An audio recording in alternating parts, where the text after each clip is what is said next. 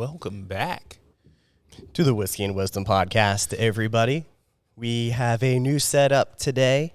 We are actually in the Azalea Station, a new cocktail bar that's in here. They're also serving coffee during the weekdays from, I believe, 8 until 1 p.m., which is one of my new favorite coffee shops. Yep. It just has such a beautiful background that there wasn't anyone in here today. We decided to take advantage of it. Thank you, Billy. Ask forgiveness. Yes.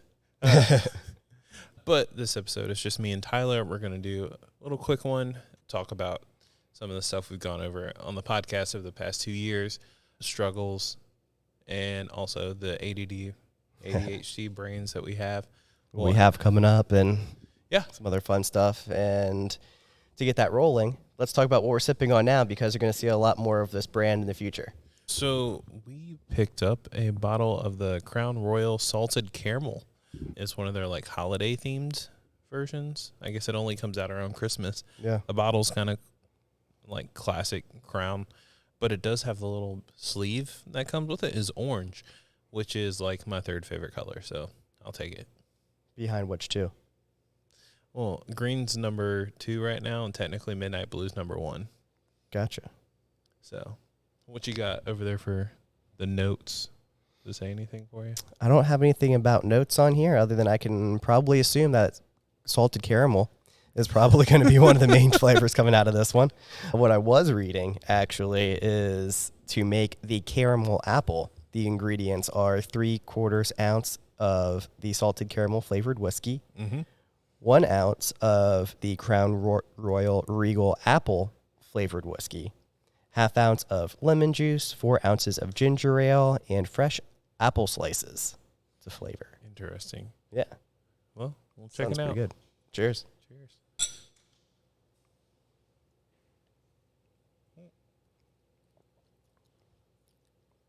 That is sugary.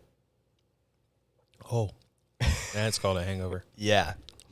Don't drink too much of this, guys. This would taste amazing with, like apple cider, like mulled cider. Mm-hmm. I saw something about that the other day. We threw a party a couple weeks ago, and they were like, if you're making spice cider, make sure you throw in a little bit of lemon, because it like makes the pop. That added little bit of citrus. Yeah, I can see that. Is really kind of nice. But yeah, you can taste the caramel though. It's very strong caramel, a little bit of salt, very sweet. I'm gonna have to I've always been curious is like how they add flavors into whiskey. Mm-hmm. So I'd love for us to go somewhere and figure that out one of these days. Maybe for 2024. How in 2023 I went down to Charleston. Yes. To go to all the distilleries.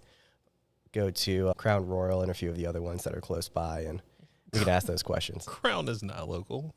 Well, it's almost Canadian. I know, but I'm saying maybe not 2024, but 2026. Okay. 2024, I'm thinking we should probably do like the whiskey trail. I was going to shoot for 2025, do the whiskey trail. And then 2024, do a North Carolina visit. I like that, yeah. Like Southern Star? Yes. I think that'd be a good one to go to. And then Weldon Mills. Yeah, there's some good stuff coming out of there now, too. So keep an eye out. We'll be doing some new travels, things, checking it out. But to get us started, why are we solo dolo on this podcast today? We were solo today because we had a cancellation today. This is the honest reason why. But other than that, we thought it would be fun to jump on here, just us two, and talk about some of the struggles as podcasters that we have, some of the updates that we're doing, and just the real life of a podcaster. Yes. I know everyone hears podcasts, hear the Am I the Asshole ones, and all the trivia questions, which we would love to do as a separate podcast one of these days. And by we, I mean Chris would love to. So keep an eye out for that. But being a podcaster is fun, but stressful, I guess. Yeah. From the get-go, it was a lot. I mean, it's a lot of editing. I know Tyler does like 99% of it. Actually, 99.6. And so I know it takes up a lot of time. And I'm not saying that to dissuade anybody from starting a podcast, I want people to realize like it's not just the hey, quick, show up, disappear. Yeah, that's one of the reasons too. I sent something out on the Cargo District Studios Instagram the other day where if you just show up 21 times on a podcast, you've already beat out 99% of podcasts. Which is crazy. Yeah. And the reason for that is exactly what Chris was saying, is there's a lot of time and effort that comes up in the front, or money. So in order to be successful with this, you either need to have a lot of time or have a lot of money. Yes. And what we decided to do is kind of meet somewhere in between. Yep. So we invested in relatively nice equipment, especially for novices, because that's part of the Cargo District Studios point, is bring people in that don't have the massive crew behind them. They can come in, start up, and just click record and go. So that's kind of how the setup came about. And then when it comes to editing, you can either turn GarageBand on and learn the skills from 0 to 100. And this is where the money part comes in for us, is we've done a lot of research and a lot of trial and error of finding out what, I guess AI is probably one of the best ways to put it. There's a lot of AI that's involved. There's a lot of software that's self-learning. So when you put it in, it does a lot of the editing for you, especially for the quality that we're looking to put out. Yeah. So you don't need to spend 6 hours for a 1 hour podcast editing all of it.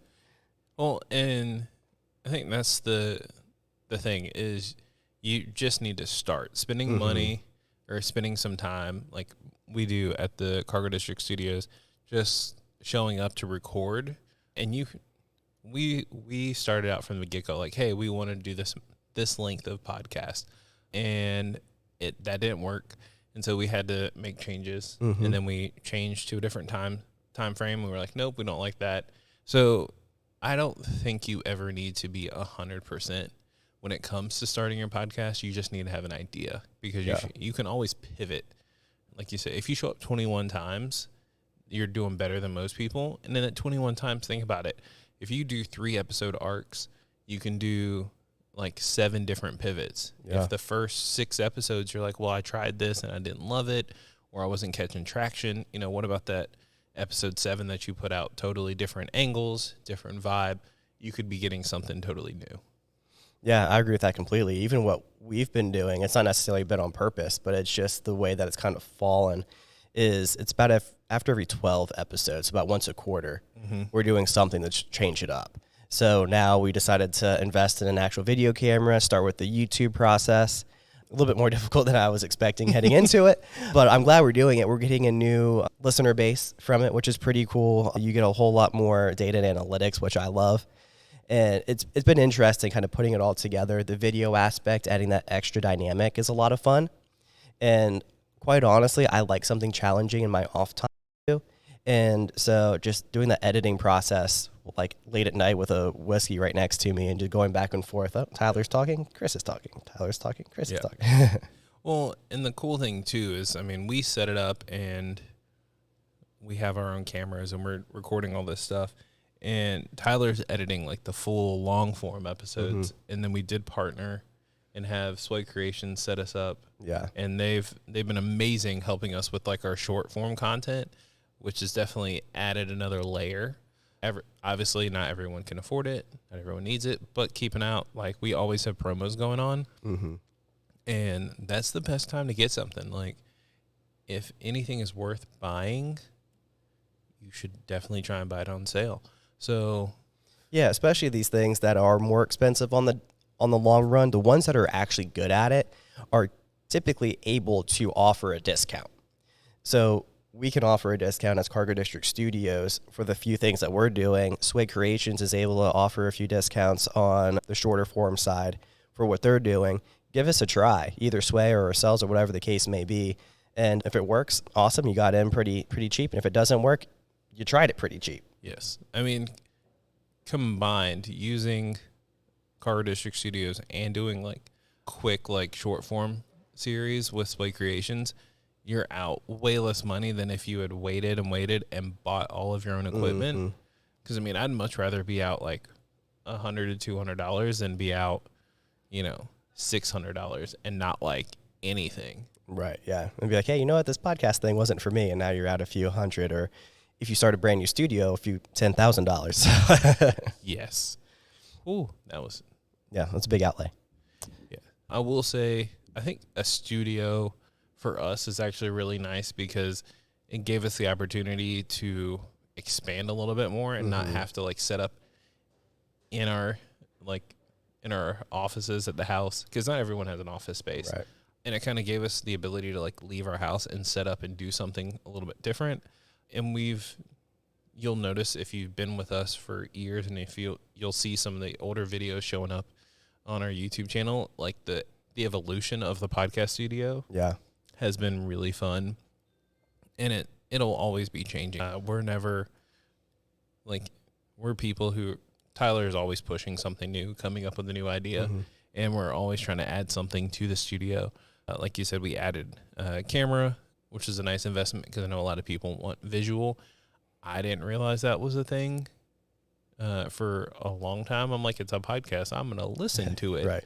But apparently a lot of people watch it on video. So, I mean, I applaud you guys who do that. Thank you.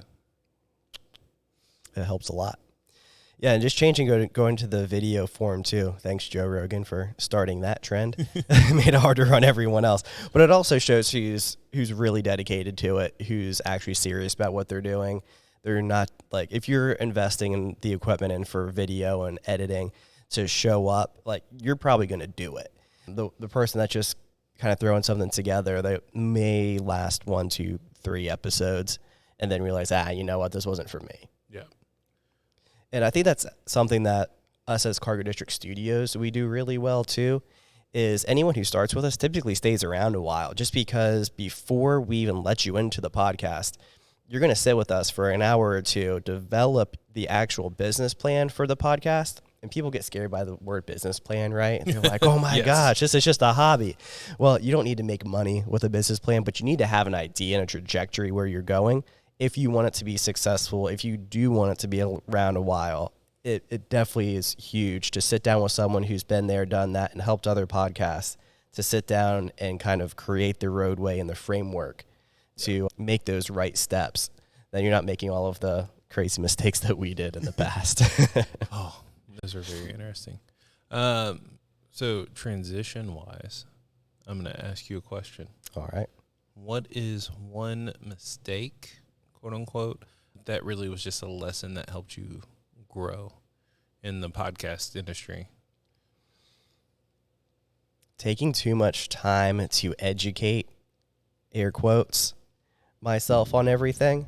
I think that set us behind a little bit. Not that I think we're behind by any means, but I think we've taken too long to get the podcast up and running to what we probably should have been, to get the camera that we got. We spent a lot of time researching that too. Yes, we did.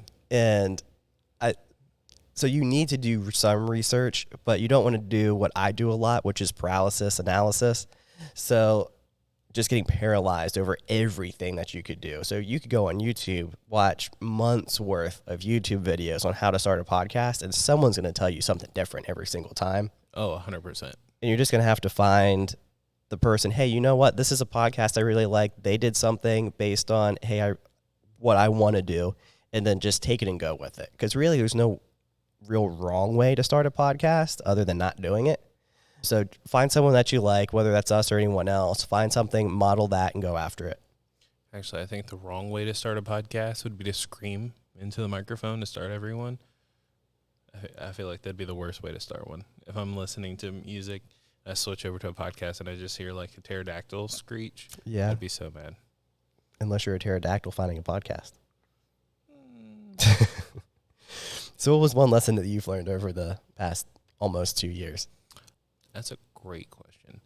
I agree with you that paralysis analysis is definitely a big thing. I feel like the biggest move that we learned was like finding help or asking for help.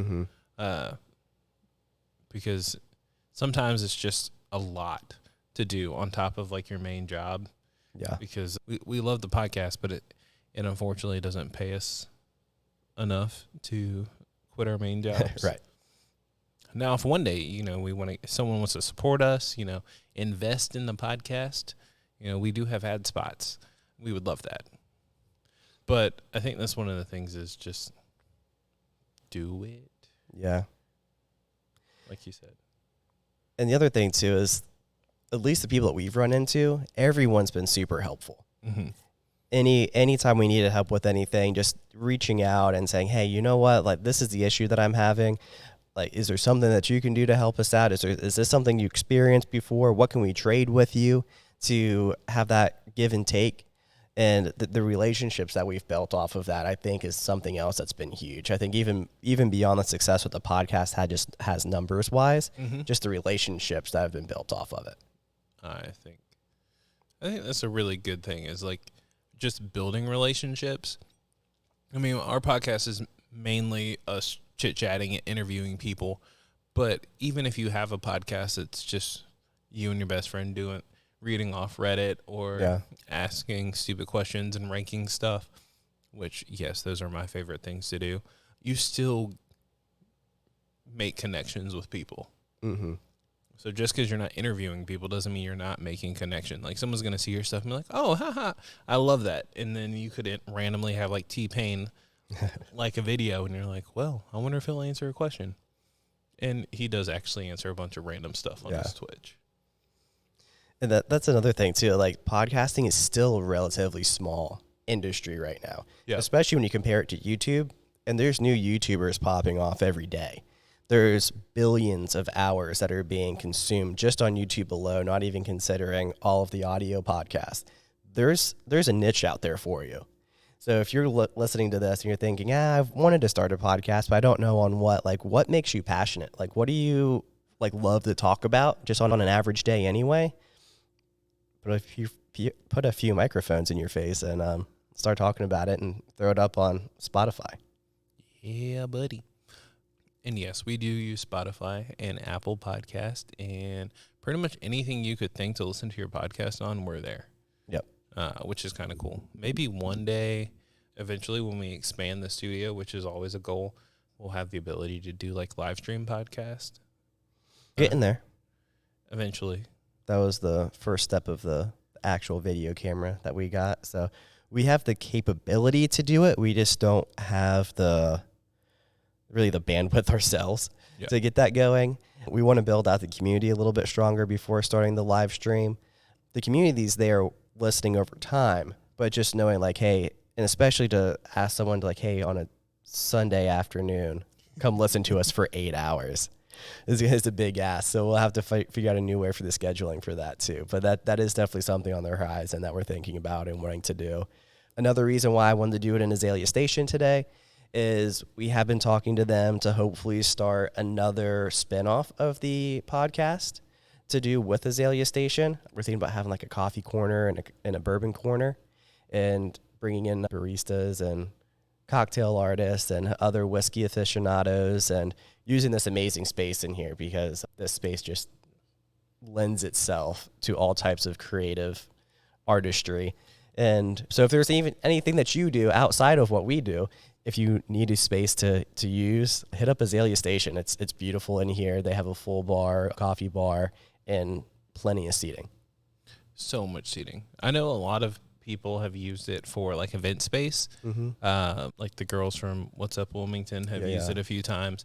I've dropped in between recording sessions for people, and they'll be having, like, they had a fashion show in here one time. That's right. I know that someone is renting it out for like a Christmas party.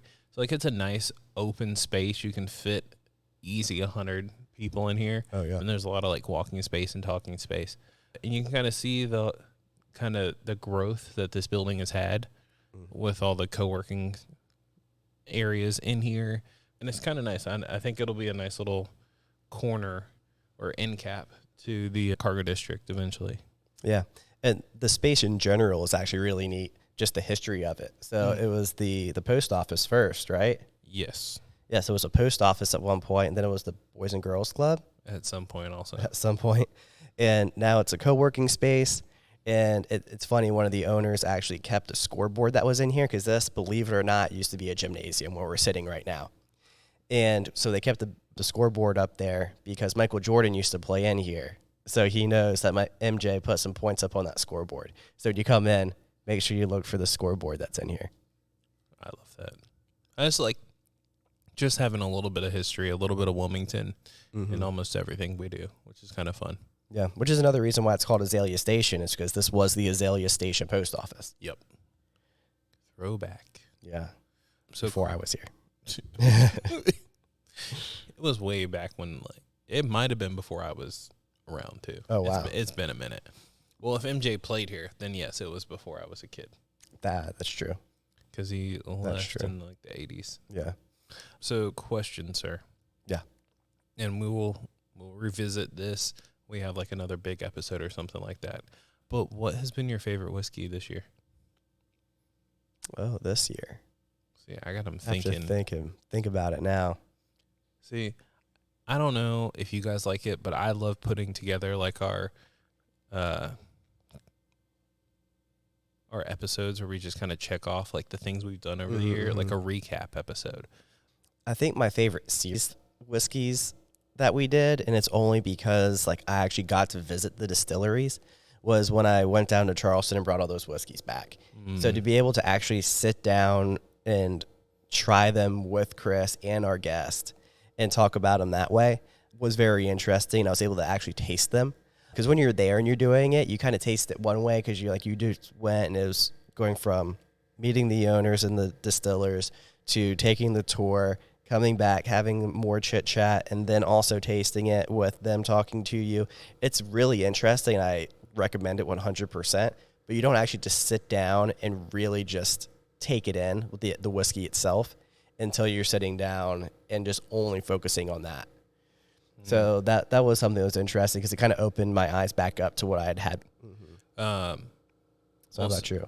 Mine was not on the podcast, just because I couldn't afford it to have it over here all the time. We went by the Starling a couple months ago, and they had a Macallan rare cask. I think it was like a 25-year or something like that. Whoo, That does sound good. It was delicious. My wife doesn't really drink whiskey or scotch or any of that mess. And she was like, I kind of want some more of this. So, yes, it was a little bit expensive because they're rare bottles and harder to find. But I think that was one of the few times that I was like, yep, that was worth a pour. I don't think I've had that one. I think I've had Macallan 18 before, I believe. Yeah. But never a 25. It was either 2025. It's, if you go into the Starling, it's definitely on like their second shelf, which it's one of the few bars where like their shelving doesn't like equate to anything. It's just because like, oh, hey, we have room to fit a tall bottle here. Right. Because I know you go into like some bars, you're like, oh, let me get some top shelf. And there I've randomly picked off something from the top shelf and it was like $18. Yeah.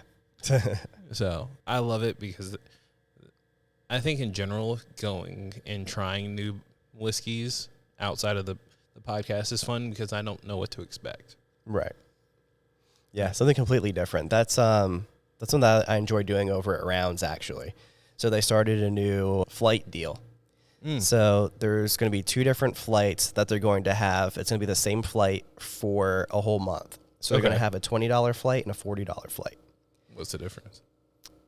The level of bourbon and whiskey that you get. So the $20 flight is going to be some stuff that's a little bit cheaper in the sense of like expensive bourbons. No, we say less expensive. Less expensive. You're right. And the $40 is going to be the higher end whiskeys and bourbons that they're bringing on.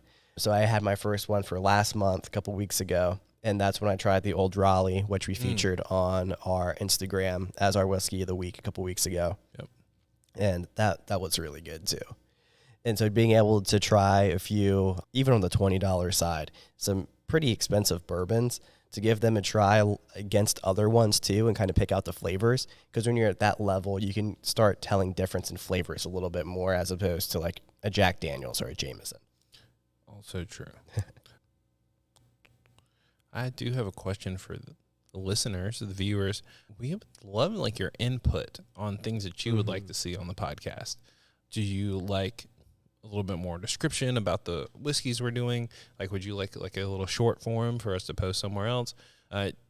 I mean, as you've already seen, we do kind of have like the mini series of, what can I make with our bartenders from around the cargo district and around downtown. Mm-hmm. Do you like that?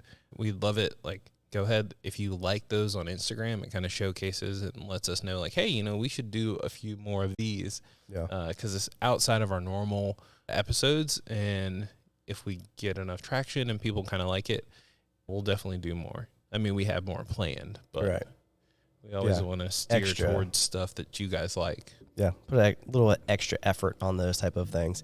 And what type of guests do you like when we bring them on too? Mm-hmm. So it does seem like a lot of you have enjoyed the holistic living type of podcast that we've had on over the past 2023, kind of scattered in. Yes. Those have done extremely well for us. So it seems like that's something you're interested in. But what else are you guys interested in that you want us to start bringing more people on? That's one other thing that's really interesting now too, is since we have the viewership, we can reach out to more people now, which is great. So if there's someone that you're like, hey, you know what, I really wish I could hear this person speak that's around Southeast North Carolina, Myrtle Beach area, whatever the case may be, if it's within a decent demographic of us, we can probably reach out and talk to them. And even if it's not, we have some Sway Creations has hooked us up with a few gamers. That would have been a lot of fun to bring them on. They actually have a few contacts within the NFL. So like, it doesn't even matter if it is relatively local. If there's someone that you're interested in us talking to, let us know and we'll do our best. Yep. I mean, now that we're expanding the setup, we do have the opportunity to do more virtual calls. Mm-hmm. I mean, we like doing it in person because that way I can see your face when you try a whiskey you've never had before. But I mean, we're down for everything. So caught me mid-sip. Got him. So, I mean, this was just a nice, quick, short episode we wanted to do. Keep you guys in the loop and, just give you some, like, ideas of what a podcast is kind of like.